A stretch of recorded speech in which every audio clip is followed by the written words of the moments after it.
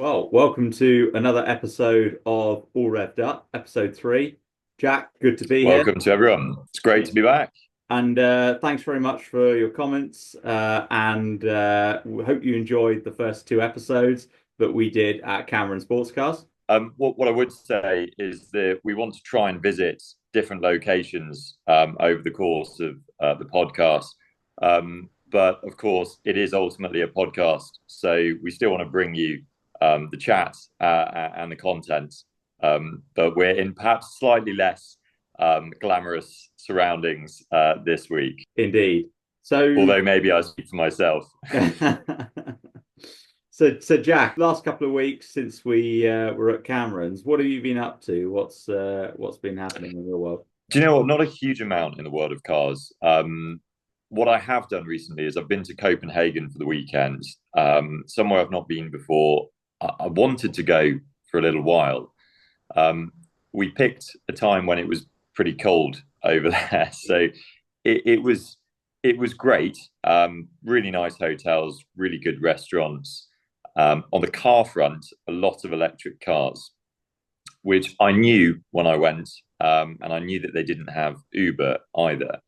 I think it's since 2017 the laws have changed, but in any event, they do have a sort of taxi app service, and it's for all electric cars. So the moment you hear, an ICE, in any sort of ordinary engine in a car, it's a real shock because you're so used to electric cars going around. That being said, I think it makes perfect sense. I think if you're just driving around a city and you need to get about, I think why not? Why not have an electric car? They're particularly good at that.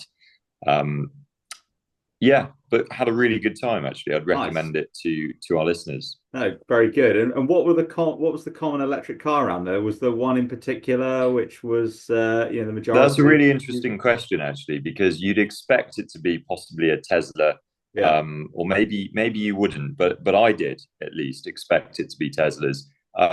Teslas were not the common electric car over there. I would say it was more Mercedes, Mm. um, quite a lot of Audis as well. We did go in a Tesla, but it was mostly the Mercedes. I think it's the EQV. It's the kind of mini SUV. Okay. Perfectly fine to ride in. I didn't do any driving whilst over there. So I'm afraid I can't bring you a review of any of them, only as a passenger. Yeah. But yeah, it's a great city, and if you're into your menswear as well, or even women's wear or fashion, it's really good for that because there are some really great independent brands. You've got to seek them out, but once you find them, yeah, that's great. And they're big foodies over there as well, so lots of nice restaurants to choose from. We tend to use the Michelin Guide.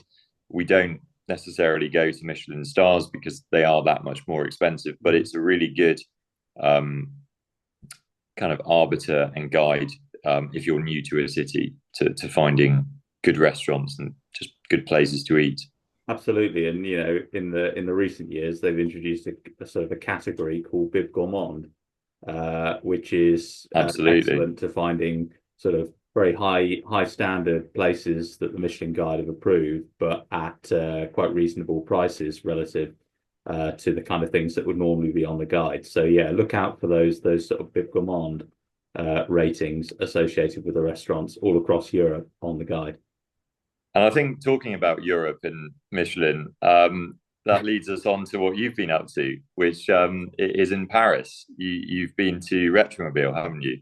I have, yes. So while you were in Copenhagen, I went to Retromobile 2025, and this is, well, we're quite well known as the best classic car trade show in the world. I think that's a fairly undisputed opinion. And this was my first time that I've been to this show, but it was very interesting. Based south of Paris city centre in the Porte de Versailles Expo, across three quite massive halls, it was a highlight of some of the world's greatest and most well-known classic car and modern classic car specialists and car dealers who all had stands, and they were mixing with potential clients and just members of the public like me, and in the whole world of cars and classic cars. A really interesting event. Yeah. Well, it's not something I've been to before, but would you say that a day or two is enough time to explore everything? Yeah, I think you probably need at least 2 days, and a day would feel rushed. But yeah, two days minimum, 2 to 3 days.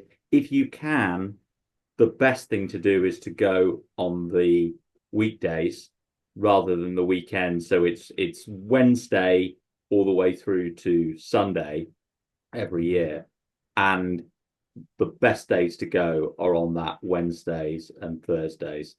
I think when you get to Saturdays and Sundays, it's so busy you can hardly move and get a feel for the event like you can I can later in the imagine. week. What was your highlight? Okay, so highlights were probably the McLaren F1 that Simon Kidston had on his stand. Again, that car needs no introduction. An amazing technological innovation of the 1990s, the real 90s hypercar from McLaren. The example he had there was very special. It was white, which I know is not perhaps to everyone's taste of color, but actually with a blue interior and only very, very low mileage. I don't quite know exactly, but certainly sub 1,000 miles, I think. It was a Japanese import car and an amazing condition. So that would have been one of the Was highlights. this a car that he was this car he was retailing, or is it just part of his collection? It is for sale. That is my understanding. It previously been at Retromobile and not been for sale, just been for display. A couple of years ago, Yeah. Simon Kidston did a display of 5 or 6 McLaren F1s, but this time the car apparently was for sale. Other cars that caught my eye were a couple of 1990s Diablos. I think they are Lamborghini Diablos are really starting to gain popularity and follow the Countach in terms of values. Really liked those, great condition, and yeah, the usual mix of 1960s Ferraris, which are just absolutely stunning. 250s, 275s, 330s. The Joe Macari stand was a real standout this year as well. So yeah, to give you a flavour, lots of classic and modern classics being retailed, some of the best standard cars in available. Really impressive. It did look great. I know you sent me a few photos. I also saw on Instagram a few accounts that I follow, people posting things, and you talk about Joe Macari's stand. Didn't he have a pizza oven at his stand? He did. I actually had a pizza from the Joe Macari stand. So there you go. It was There very you go. nice. Yeah. First hand review there. Well, Indeed. fantastic. Um, Brilliant. So 2 days, you would say, plenty of time. Eurostar. Yeah, I did take the Eurostar. Of course, you can fly. It's probably cheaper these days, but the Eurostar's a nice experience, and it's quite nice to be able to have this event right in the middle of such a beautiful city that is Paris, because the city centre is marvelous, and you're able to walk around maybe in the sort of couple of days that you're not at the Retromobile and soak it up and do some of those kind of touristy things that Paris is so great for. Also, they Yeah, had it is a the great city. R.N. Sotheby's and the Bonhams auctions, and I mean those are really amazing events where the world's millionaires and billionaires go and buy and bid on their classic cars for their collections. So that was a great experience as well. Well, it sounds like you made the most of it. Um, Fantastic. Indeed. And kind of that links us on to what we want to talk about today on the podcast, which is our pick of some of the best automotive events that are coming up in 2025. and we're going to group them into perhaps some categories or themes. But what we want to give you a flavour of is some of the events that perhaps we've been to in the past, or that we're looking to go to this year, that we recommend that might be of interest to yourselves, and perhaps why those events are what they are. So, Jack, I don't know if you want to kick us off with some of the events that you've been thinking about going to, and yeah, hear more about that. Well, absolutely. I should also say these are events which we won't necessarily be attending this year, but there's certainly events that for future years should be on your calendar, or at least really spark our attention. And actually, at the time of recording, we're the 22nd of February, there is an event currently going on in St. Moritz, which is the ice event. Um, don't know a huge amount about it, as I say, because I've not been there before. But it's, from what I can understand, it's a classic car event, basically on ice, and that just seems fantastic. Obviously, St. Moritz, very glamorous place, well known for its skiing, um, and yeah, it's sort of a concours event, I suppose, if you like, on ice. Why not? I suppose is the answer to that, really. Um, yeah, that's something which I think would be fun to go to. Not sure how you'd necessarily get there, whether you drive. I'm conscious that you'd obviously have to fly the first part of the journey, but you'd probably drive. Or would you drive? Would you take a I particular think car driving there? would be pretty good. I mean, you're not going to be able to do all the passes around there this time of year, with a lot of them Yeah, being set off with snow. But to be able to drive down there, perhaps you could go through Germany on your way down, take a couple of the de-restricted autobahns in as you go into Switzerland, and then come back up through France. I think that's a great little trip. Um, yeah. I mean, uh, little is probably a slight understatement, but I think it's a great trip. The alternative is, of course, you could fly, and then hire a car and yeah. kind of do the last bit in the car, which might be a more preferable, or at least a slightly quicker option. But that being said, um, yeah, that's an event that's caught my eye, and I thought, given we're recording on today, it would be remiss not to mention that. James, what about you? Okay, so for me, I mean, gone ice in St. Moritz is really a concours event, and I suppose as a general theme, there are a number of concours events throughout the year. So we'll try and sort of summarize and categorize them into sort of one segment. Concours events, I suppose the why you would go to them is because you want to see some of the most amazing cars, whether that be historical significance, rarity, perhaps cars that haven't been seen in a long time or have been part of private collections and not shown. But ultimately, they are really rare but high standard in terms of the restoration or originality of very historically significant automobiles. And events that are of that theme are, for example, the Concours on Savile Row that takes place in March. There's a London concourse. There's a Hampton Court Concours d'Elegance, which is really impressive. And we'll put the links to sort of these down below, and you can go and have a Absolutely. look. And recommendation is to always have a look at the website. They'll give you a really good flavour of what previous events will have been like. So I think those are the kind of the concourses that operate within the UK that I would certainly recommend. Indeed, we went to Salon Privé at Blenheim Palace We did. last year, and we really enjoyed that, didn't we, Jack? Perhaps you want to give We a did. flavour of Salon Privé. Yeah, absolutely. I think my comment is that you can have as much fun looking around the cars in the car park, in fact, as you can going to the actual show. So, of course, it attracts many car clubs. We'd gone as part of the Porsche GB car club, and there were lots of other um, Porsches there. anything from a 986 um, Boxster right up to an ST, the latest gen ST. So even if you don't go into the event itself, you can spend time, wandering around chatting with owners. But the event was interesting because there was a parade of cars. And you mentioned earlier a Diablo when you were at Retromobile.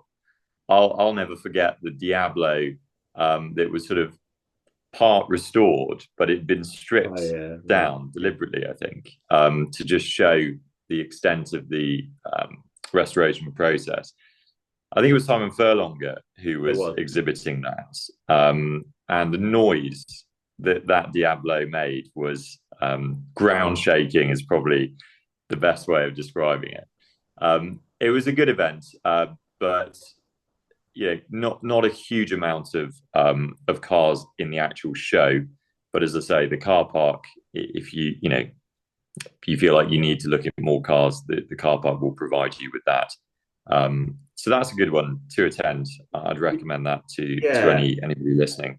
yeah. I think I enjoyed the Salon Privé event. I mean, if you're looking to go outside of the UK, events that spring to mind on that theme are the May Concours d'Elegance at Villa d'Este, Lake Como. That is obviously, an amazing event and quite an expensive event to attend, I think. But actually, I can imagine. on the weekend, there is a public open day at one of the villas slightly down the road from Villa d'Este, and you get a real flavour of that kind of Italian lake luxury, but a price which is, I think, around €25. So one to stick on the future list, and of course, one of the highlights of the 2025 year is the Monterey Car Week, which of course includes the concourse at Pebble Beach. So that's in California, in America, and I think that's a highlight because it's a concours, but also there is so much more going on. It's spread out over a whole week, and there are cars in motion as well as statically displayed. And I think that's for me something that I always like to get out of a car event is to be able to see things in motion, I mean, it not is a just car at the end display. of the day. You know, Yeah, absolutely. Yeah. I completely agree. Yeah, indeed. Talking of cars in motion, you have to put Goodwood on your list of events to see in 2025 if you're able to. There are three that come to mind, being the members meeting in April, the Festival of Speed in the summer, and then the revival in September. I mean, Jack, you went to the revival last year, so I perhaps you did. could give us a flavour for the Goodwood revival and perhaps why you would Absolutely. attend that event. Yeah, absolutely. It was my first year attending, and I'd wanted to go in previous years, and I just hadn't got around to booking it. I'd either been away or we'd been going through a pandemic and various other things which were getting in the way. But last year I went. I went with a friend, and we went for the Saturday. Um, Obviously, it's an event which goes through several days. It's not just a one-day event. But if you were to go for one day, I'd say the Saturday is a pretty good day. It tends to be one of the busiest days, owing to the fact that it's a weekend. But a lot of the big races take place on a Saturday as well. Yeah, So the sort of St Mary's Cup, um, and it's like you say, if you want to see cars doing what they were built to do, there's no better event in my view.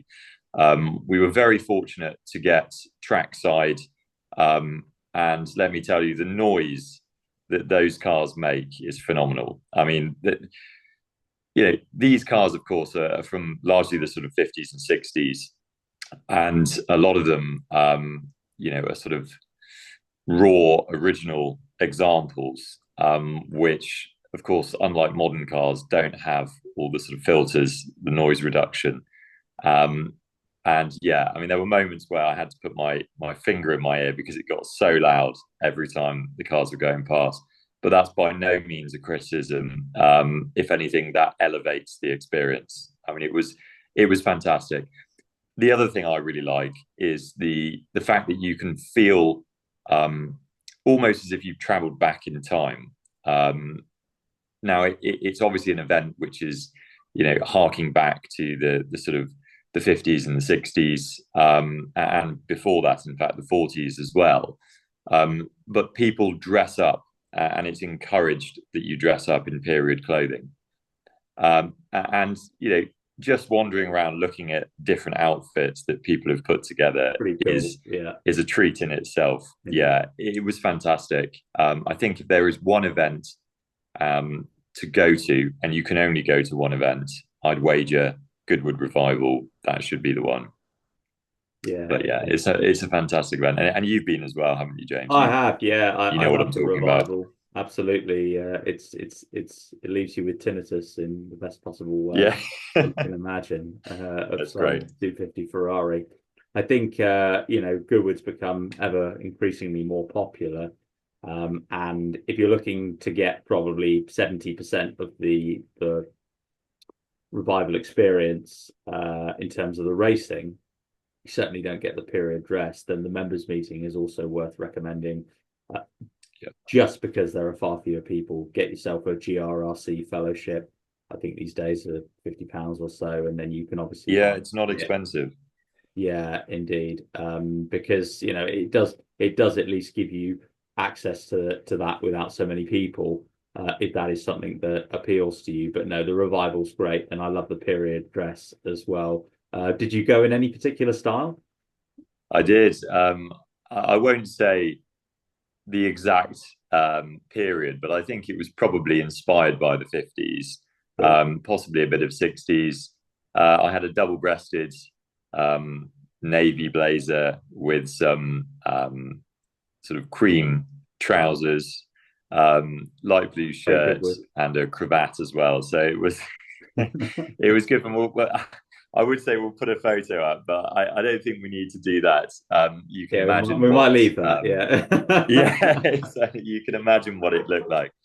But yeah, a lot of fun. And And of what's course, interesting is, to complete the Goodwood trilogy, I was just going to say that the Festival of Speed is a worthy oh, event to go absolutely, into. I mean, what an awesome couple of days that can be. Very, very yeah, different to the other two Goodwood events. Indeed, the Festival of Speed is right at the Goodwood Estate House and the famous hill climb that goes right past it. And that's an event where all the automotive OEM manufacturers turn up. They have the most amazing stands. They display their latest cars, and many of their latest cars going up the hill, being driven quite enthusiastically.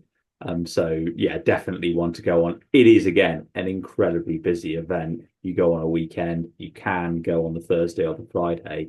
It will feel less congested, but any day you can get to Festival of Speed is a worthwhile one. yeah. So yeah. I have to say, I didn't go last year, but I may try and go this year actually. But moving forward, are there any Mm. other events which particularly take your fancy? Yeah, I think in terms of perhaps the pure racing theme, if you're into your racing, going to watch that. And again, yeah, we will just highlight a couple of events that have perhaps caught our eye here, but things like the 24 hours of Le Mans, the 24 hours of Spa, either the British Grand Prix or perhaps a Grand Prix abroad if you can, are really highlights to the racing calendar. But even things like the Isle of Man TT and the British Touring Car, these are events that are more than worth going to.